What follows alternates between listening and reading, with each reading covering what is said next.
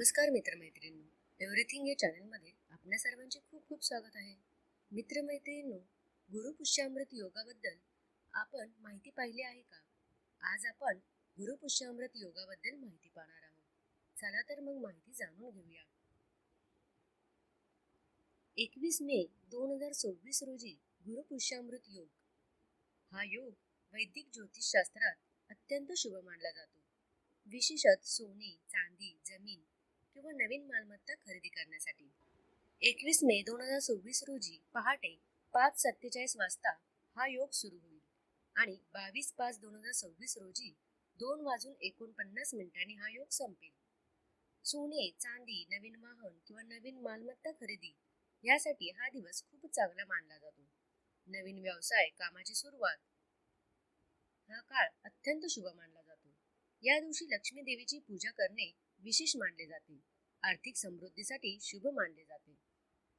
गुरुवारी पुष्य नक्षत्र आले तर त्या दिवशी गुरुपुष्यामृत योग होतो. हा योग सर्व कार्यासाठी शुभ मानला जातो.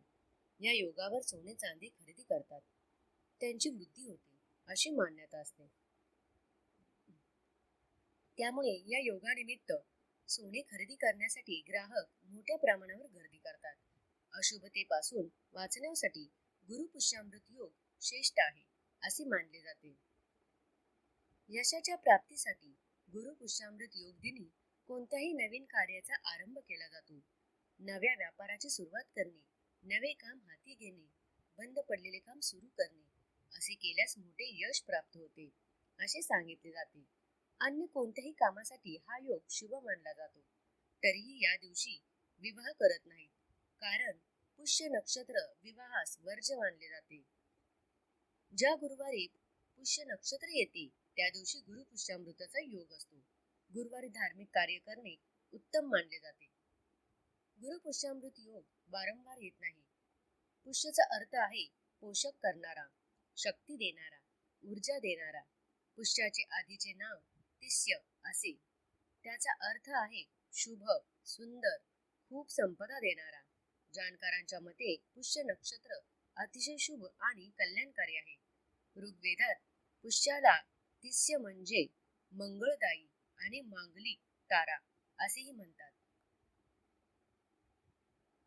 गुरुपुष्यामृत योगाचे फार महत्व आहे.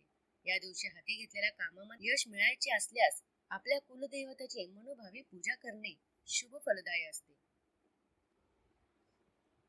गुरुपुष्यामृत योगात लक्ष्मी देवीची विशेष पूजन केले जाते. या दिवशी केलेले लक्ष्मी पूजन अत्यंत शुभ आणि लाभदायक मानले जाते. गुरुपुष्यामृत योग पूजा, मंत्रतंत्र, संकल्प, साधना, जप करण्यासाठी उत्तम आहे. गुरुपुष्य योग दिनी गुरुमंत्र घेणे उत्तम असते. गुंतवणुकीसाठी हा योग फायदेशीर मानला गेला आहे. माता लक्ष्मीला गुलाबाचे फूल आणि कमळाचे फूल अर्पण करावे. हा योग विष्णू आणि लक्ष्मीच्या उपासनेसाठी सर्वश्रेष्ठ आहे. हा योग वर्षभरात क्वचितच येतो. या दिवशी केलेले जप, तप, दान आणि पूजेचे फळ अनेक पटीने मिळते.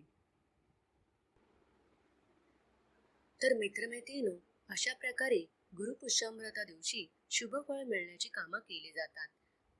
तर मैत्रिणींनो, हा व्हिडिओ तुम्हाला कसा वाटला हे कमेंट करून मला नक्की कळवा. आणि हा व्हिडिओ जर तुम्हाला आवडला असेल तर जास्तीत जास्त लाईक आणि शेअर करा.